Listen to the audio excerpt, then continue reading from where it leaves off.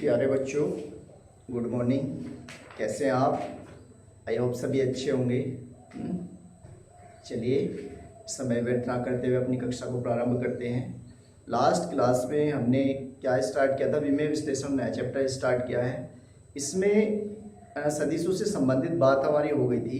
सदिश हमारे कितने प्रकार के होते हैं, ये हमने लास्ट क्लास में कर लिया था। आज है हमारा सदिशों का योग कैसे करते हैं। अगर हमारे पास में दो या दो से अधिक सदिश हों तो हम उन्हें कैसे ऐड करेंगे। तो सदिशों के योग के लिए हम दो मेथड यूज करते हैं, एक त्रिभुज नियम, एक समांतर चतुर्भुज का नियम। त्रिभुज नियम क्या कहता है कि योग के समांतर चतुर्भुज का त्रिभुज नियम, यदि किसी त्रिभुज की दो भुजाओं द्वारा सदिशों को निरूपित किया जाए तब उनका परिणामी उसके पास वाली तीसरी भुजा के योग के बराबर होगा, यदि वे विपरीत ना हो। हम ऐसे कह सकते हैं कि यदि हमारे पास में कोई त्रिभुज है, उस त्रिभुज का, मान लीजिए ये वाला हमारे पास में कोई त्रिभुज है। अब इस त्रिभुज की दो भुजाएं ले ले, मैं पी ले लूं और ये वाली भुजा क्या ले लूं, क्यू ले लूं। तो उसका परिणामी जो आर निकालेंगे हम, वो पास वाली भुजा की जो तीसरी भुजा है इसके बराबर होगा। मतलब वेक्टर आर बराबर vector P plus vector Q इसके योग के बराबर होगा। बट कंडीशन क्या है, इसकी टॉप इसकी टेल के साथ में ऐड होनी चाहिए। मतलब जो वेक्टर है हमारा वेक्टर पी और वेक्टर क्यू, अगर वेक्टर पी और वेक्टर पी की एक की टॉप दूसरे की टेल के साथ में ऐड है तो ही हम इसे ऐसे लगा सकते हैं, R is equal to P plus Q. अगर दोनों की टॉप एक दूसरे के साथ में ऐड हो रही है, मतलब दोनों की टॉप एक दूसरे के साथ मिल रही है, उस केस में क्या लगाएंगे हम, R is equal to P minus Q. Clear हो गई बात यहां तक? आगे अब दूसरा नियम यूज करते हैं हम, सदिशों का योग का समांतर चतुर्भुज का नियम। ठीक इंपोर्टेंट है, आपके एग्जाम में आएगा भी, इसलिए इसे ध्यान से देखें।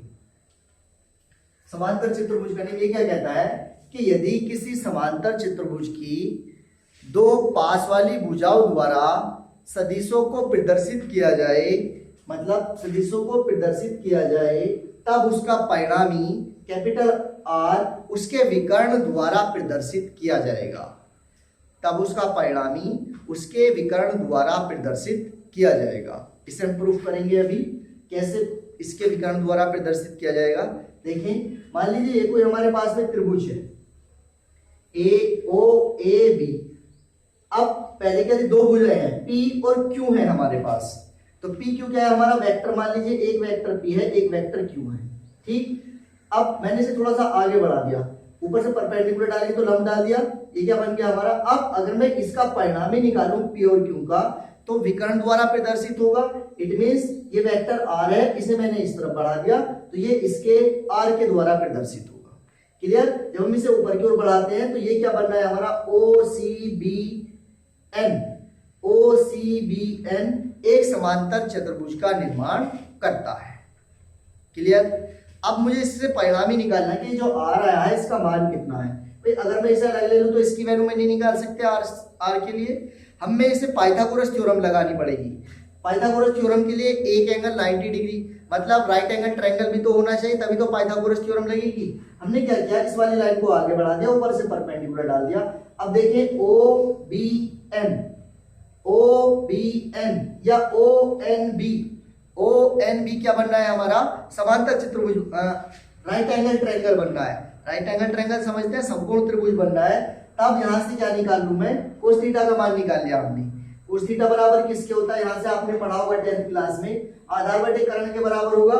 आधार क्या है हमारे पास में, AN, ये वाली भुजा आधार, और कर्ण क्या है हमारे पास में, AB। ये वाली भुजा कर्ण हो गई, ये क्या हो गया इसका आधार, और ये क्या हो गया लंब। आइए यहां से तो AN, इसकी मल्टीप्लाई इधर कर दी हमने, AN बराबर किसके आ गया, AB cos थीटा की। लेकिन AB का मान कितना है, Q, वेक्टर Q रख दिया हमने, वेक्टर Q cos थीटा, समीकरण नंबर 1। क्लियर? अब इसी समकोण त्रिभुज से मैंने sin थीटा की वैल्यू निकालनी है। sin थीटा की वैल्यू निकालेंगे, किसके बराबर होगा, लंब बटे कर्ण के बराबर होगा। तो लंब कितना हमारा NB या BN, अपॉन में कर्ण कितना हमारे पास में AB। वैल्यू रखें यहां से, sin थीटा बराबर NB अपॉन AB, तो NB बराबर किसके, AB साइन थीटा के बराबर होगा। ए बी का मान कितना, ए बी का मान कितना, वेक्टर क्यू इंटू में साइन थीटा, एन बी बराबर vector Q into sine theta. अब समकोण त्रिभुज ओ एन बी में, समकोण त्रिभुज, ये हमारा समकोण त्रिभुज बन रहा है ओ एन बी में, मैं क्या लगा दूं, पाइथागोरस थ्योरम लगा दूं। पाइथागोरस थ्योरम क्या होती है हमारी, कर्ण का वर्ग से दो भुजाओं के वर्गों के योग के बराबर होता है। मतलब ओ बी का वर्ग ओ एन के और ओ बी के वर्ग के योग के बराबर होगा। तो ओ बी स्क्वायर बराबर O N square plus N B square के बराबर होगा। क्लियर। ओ एन, देखिए ओ एन जो हमारी भुजा है वो दोनों को योग करके हो रही है, मतलब ओ ए और ए एन का योग है। हमने इसे रख दिया ओ ए प्लस ए एन का योग है, तो इसका स्क्वायर ले लिया इंटू में एन भी हमारा एज इट इज। इनकी वैल्यू रखते हैं हम ओ ए का मान कितना है, देखिए वेक्टर पी है, रख दिया हमने ए एन का मान कितना है हमारे पास में, हमने निकाला है, ये रहा vector Q into cos theta, ये रखते हैं यहाँ पर, हमने इसकी वैल्यू रख दी इंटू में स्क्वायर, और एन बी का मान कितना है, ये हमने निकाला हुआ है समीकरण 2 में क्यू साइन थीटा का होल स्क्वायर। क्लियर हो गई बात यहाँ तक। अब हमें पता है यहां से हम फॉर्मूला खोल सकते हैं, कौन सा, देखो a प्लस बी का होल स्क्वायर बनना है a square plus B square plus 2ab। Clear. Plus, और ये वाली टर्म हमारी अलग है, Q square sine square theta. Clear है यहाँ तक। अब मैंने यहाँ से क्यू स्क्वायर कॉमन ले लिया, इसमें से भी क्यू स्क्वायर कॉमन ले लिया, तो यहाँ क्या बचेगा, कोस स्क्वायर थीटा, यहाँ से क्या बचा, sign square theta, cos square theta plus sign square theta plus ये वाली टर्म हमारी 2pq कोस थीटा के बराबर। क्लियर। तो p square plus Q square common ले लेंगे, इसकी वैल्यू क्या होती है, आपने मैथमेटिक्स में पढ़ा होगा, sign square theta cos square theta किसके इक्वल होता है, 1 के बराबर होता है। तो ये वाली टर्म क्या बन गई हमारी, 1 बन गई। तो r स्क्वायर बराबर किसके आ जाएगा, p square plus Q square plus 2pq cos theta के बराबर, या ये स्क्वायर है, इधर आगे क्या बन जाएगा, इसका स्क्वायर रूट हो जाएगा, स्क्वायर रूट के अंदर p square plus Q square plus 2pq cos theta के बराबर। क्लियर। अगर मैं यहाँ से फाई का मान निकालना चाहूँ, ये वाला हमारा फाई है, तो फाई tan थीटा किसके बराबर होता है हमारा, ये tan थीटा बराबर लंब बटे आधार के बराबर होता है।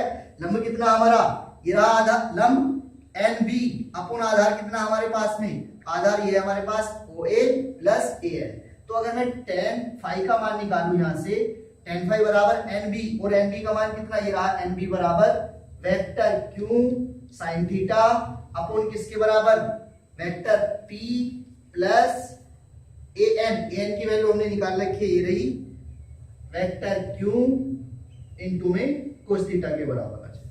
तो अगर मैं इन दोनों के बीच का एंगल निकालूं, मान लीजिए इसके बीच का एंगल कितना है, फाई है, तो ये निकल के आ जाएगा tan फाई बराबर q sin थीटा अपन p plus q cos theta के बराबर।